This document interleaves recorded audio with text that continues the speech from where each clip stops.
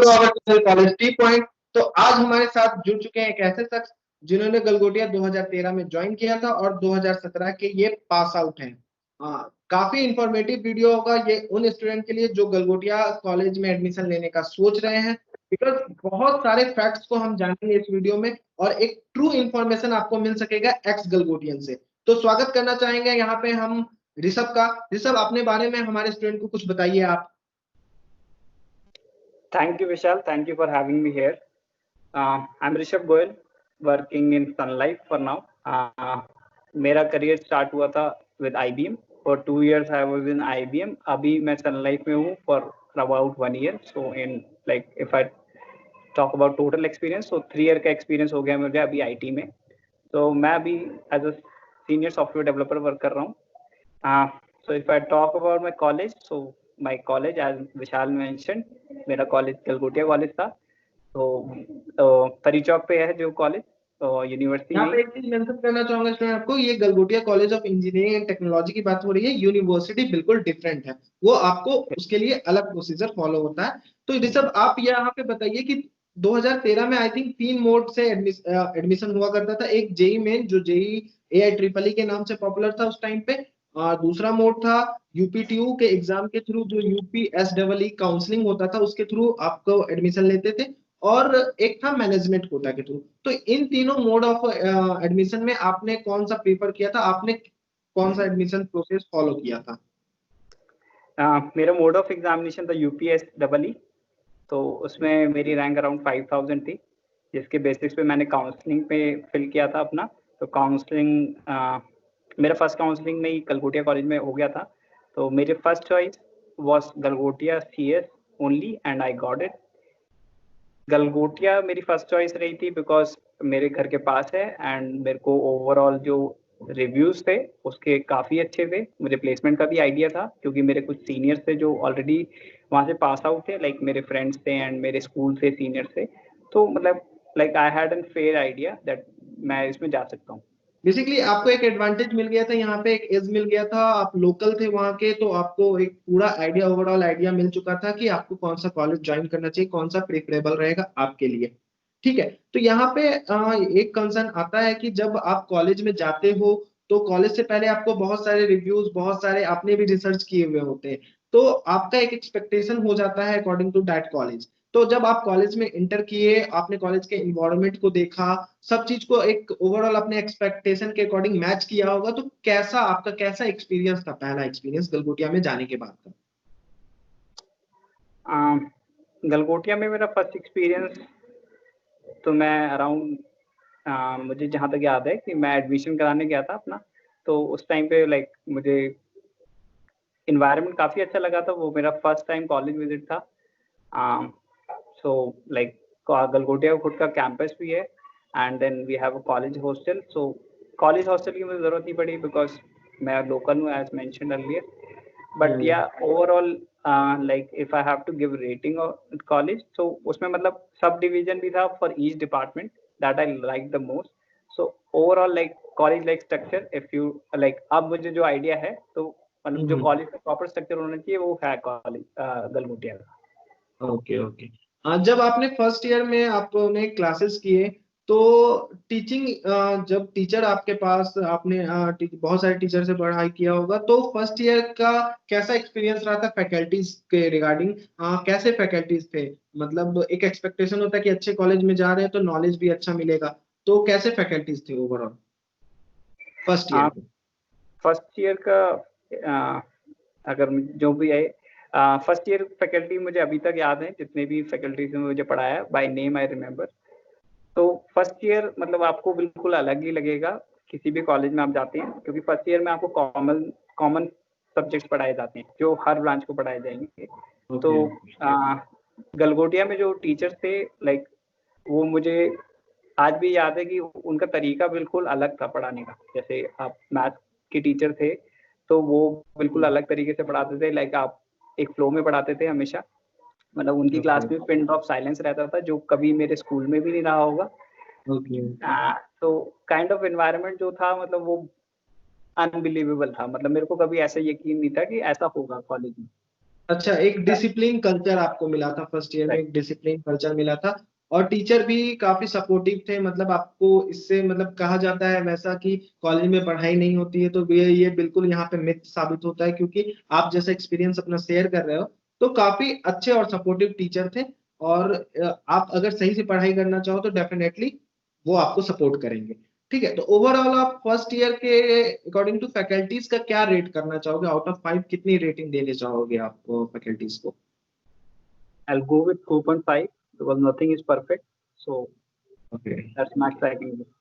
यहाँ से एक टर्निंग पॉइंट आता है कि सेकेंड ईयर में आप जैसे जाते हो तो कोर सब्जेक्ट्स आपका स्टार्ट हो जाता है, तो ओवरऑल कोडिंग एनवायरनमेंट कैसा था, टीचर सेकेंड ईयर से कैसे आपको मिले, मतलब आपके कोर ब्रांच के लिए?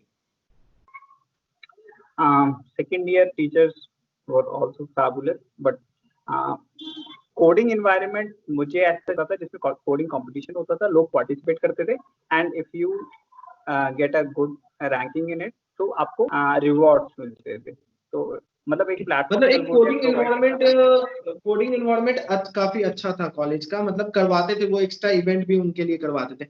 और एक्सेप्ट कोडिंग इवेंट्स, जो नॉर्मल इवेंट्स होते हैं, कल्चरल इवेंट्स, स्पोर्ट्स इवेंट, वो कैसा था गलगोटिया का, वो कल्चर और स्पोर्ट्स इवेंट का पूरा आप समराइज करो कि कैसा रहा था गलगोटिया का एक्सपीरियंस आपके लिए? राइट। सो मैंने जैसे बताया कि फेस्ट ऑर्गेनाइज होता तो फेस्ट में अलग अलग डिवीजन होते थे, तो स्पोर्ट्स का अलग फेस्ट होता था, कोडिंग का अलग होता था, देन वी हैव म्यूजिक का अलग, डांस का अलग। So everything was, you can say everything was, सब सब चीज को एक एक एक प्लेटफॉर्म पे लेके आके फिर हाँ, जज कराते थे। तो मतलब एक 4 to 5 days का एक अच्छा सेरेमनी होता था। एक्सप्लोरर मिलता था वहां पे आपको कॉलेज के रिगार्डिंग, मतलब आप कुछ डिफरेंट डिपार्टमेंट में भी अच्छे हो, नॉट इवन पढ़ाई में ही, आप अगर स्पोर्ट्स में अच्छे हो, आप अगर डांसिंग में अच्छे हो, या किसी भी चीज में अपने हॉबीज में अच्छे हो, तो आपको एक एक्सप्लोरर मिलता था वहां पे कॉलेज में। तो काफी अच्छा। इसी से रिलेटेड आता है कि बहुत सारे लोग अभी न्यू कमर्स जैसे हैं वो सीएस ब्रांच ज्वाइन करते हैं, उसके बाद एक अपना ड्रीम रहता है कुछ स्टार्टअप के रिगार्डिंग, तो बहुत सारे कॉलेज ने एक सेल ही अपना वो डिवोट कर दिया कि हाँ आप इसमें जाके आप अपना स्टार्टअप के लिए कुछ भी सपोर्ट ले सकते हो। तो वो इन्वायरमेंट कैसा रहा था, मतलब अगर केवल और केवल स्टार्टअप की बात करें, कोई न्यू आइडिया की बात करें, कोई इनोवेशन की बात करें, उसके लिए गलगोटिया का कोई सेपरेट डिपार्टमेंट था और वो सपोर्टिव था या नहीं था, अगर था तो? आई नो कि स्टार्टअप के लिए एक सेपरेट डिपार्टमेंट था जिस पे आप अप्रोच करो, then there is a fix procedure that has to be followed. मतलब ये पता है कि था, लेकिन हमने कभी ऐसे एक्सप्लोर नहीं किया था, but I would like to say that हमने खुद का अपना एक स्टार्टअप स्टार्ट किया था जो ओके। काफी सक्सेसफुल हुआ था उस टाइम पे। ओके। तो लाइक मतलब आप ये कह सकते हैं कि ऐसा नहीं, जरूरी नहीं है कि आप आईआईटी से होगे तभी आप कुछ सोच सकते हो। नॉर्मल एवरेज कॉलेज से भी बच्चे बहुत आगे लेवल पे जा सकते आप सेकेंड ईयर से जो कॉमन फैकल्टी कोर फैकल्टीज आ जाते हैं, उस पे आप क्या रेट करना चाहोगे, कि कैसे फैकल्टीज को आप आउट ऑफ 5 कितना रेटिंग देना चाहोगे? हैं। Faculty wise I will give same rating for second year as well, because जो भी मैंने सीखा, मतलब फर्स्ट ईयर के फैकल्टी एंड सेकंड ईयर अगर आप बोलोगे मैं कंपेयर करूँ तो वो मेरे लिए पॉसिबल नहीं है, because the domain was entirely different. But जो way of teaching and the quality of teaching था दोनों फैकल्टीज का, वो एक लेवल पे था, तो वो मैं 4.5 की रेटिंग दूंगा।